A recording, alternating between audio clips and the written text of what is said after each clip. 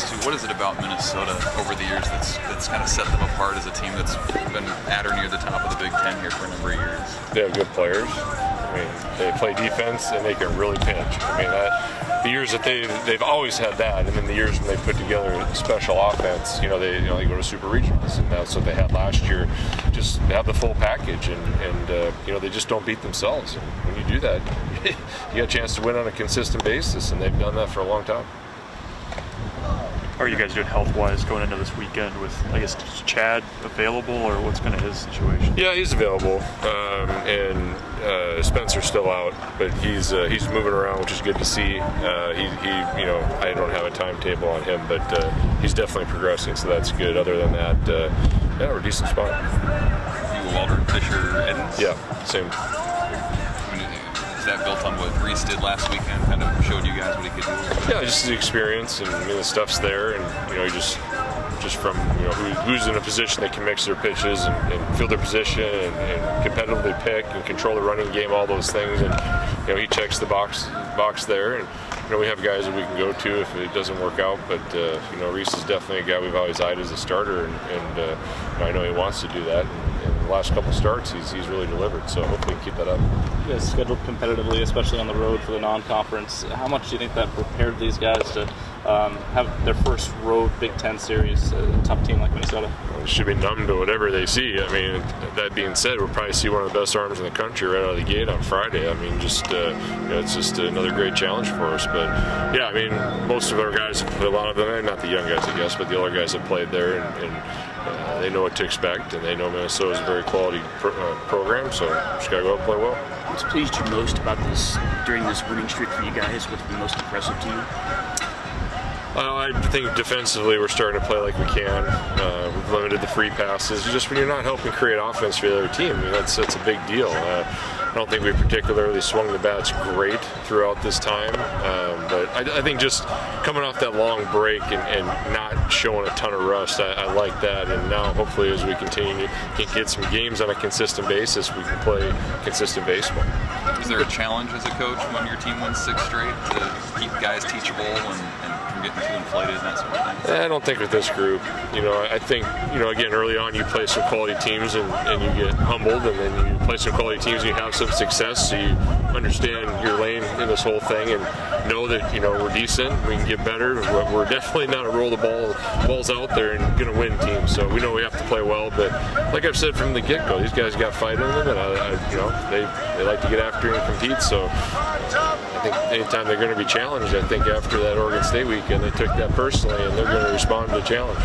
We were talking to Angelo earlier, and he said that one of the reasons why you guys have had to found some kind of early success was getting guys back from injury. Is that the way you see it, or is there maybe another bigger factor out there that your guys been able to have the success early on? I'm not smart enough to figure all that stuff out. I mean, that's people want to point fingers at what the reason is, and for me, it's just getting outside. It's just you play the first few weeks, we didn't even take our own balls before the game, so it's kind of a crapshoot. So just they put a lot of work in, but just getting in that flow of having game situations and having live game at bats, and just things you can't recreate in practice. The more you get those, the more comfortable you are. The younger guys, early on, things are going a gazillion miles an hour.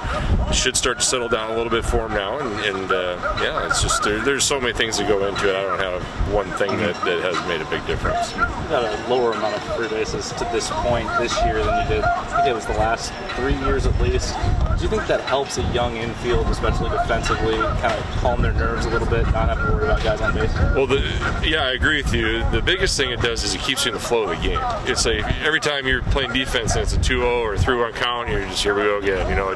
It's just hard to get into a rhythm of playing defense. I've been there, and I know exactly how that feels when a pitcher's working with a good tempo, balls are being put in play, and you just get into the flow of the game. And when that happens, usually good defense comes with that, and we've been able to make some pretty nice plays to stop momentum from the other team.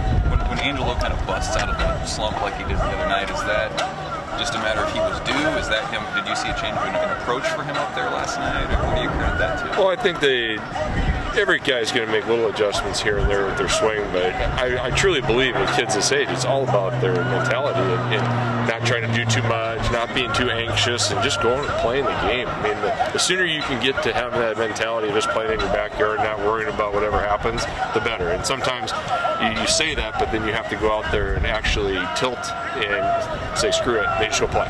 And when that moment hits, then you're in a good spot. So, it's just one of those things. I think Angelo just played like he can last night, and that was fun to see, and obviously to build on that. Were you expecting to have this much lineup depth as you do, I guess, coming into the season, or what were you kind of, I guess, hoping at this point that you'd have there? It seems like you got some guys that can really contribute even off the bench. Yeah, I mean, like I said, uncertainty creates opportunity, and I think that the guys around see that and understand that if they're not doing what they're going to do, they're probably not going to play. And also, I think we've found a balance of left-handed, right-handed matchups where guys on the bench understand that look, I'm going to get in the game, and that keeps them locked in, knowing that they have some type of a role. And I just I try and get as many guys engaged as we can for that type of thing. And the guys that have come in the game, our pinch hitting has been fantastic, so that tells me that they're ready. Is that where maybe not having as many midweek games maybe hurt a little bit? You didn't have those guys' opportunities? Yeah,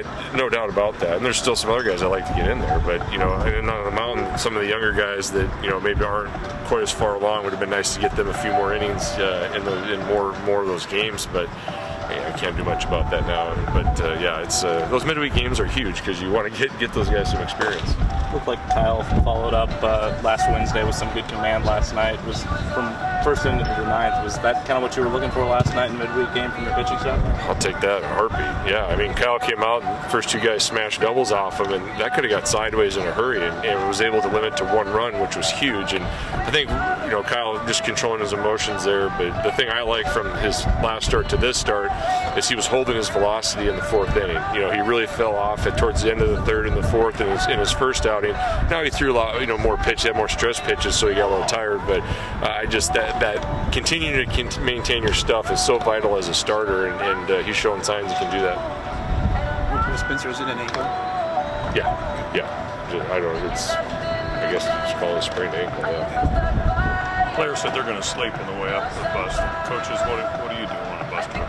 What do I do? Well, if I don't get all my work done, I'll finish off on the Gopher stuff, and then I'll put my headphones in and probably watch something. I don't know, there's so much technology now, you can get all kinds of fun stuff, so who knows what I'll put on there. Finished Making a Murderer, so I can't watch that anymore. So if you got any suggestions, I'll take them for something I can watch. Did you the Staircase? No, what's that one? It's a kind of similar idea, but a woman dies under kind of weird circumstances and falls down a staircase. That's the name. That's right on my alley. That's my recommendation for your road trip. All right, thank you. That'll be my theme then. Okay. There you go. All right. True crime. All right. Thanks, guys. Thanks.